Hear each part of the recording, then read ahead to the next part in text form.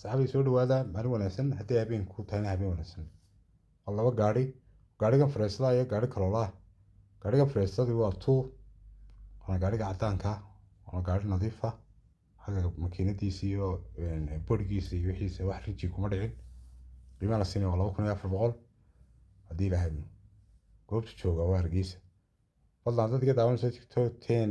dilaal.net qaybtii furniture-ka waanu ka saarno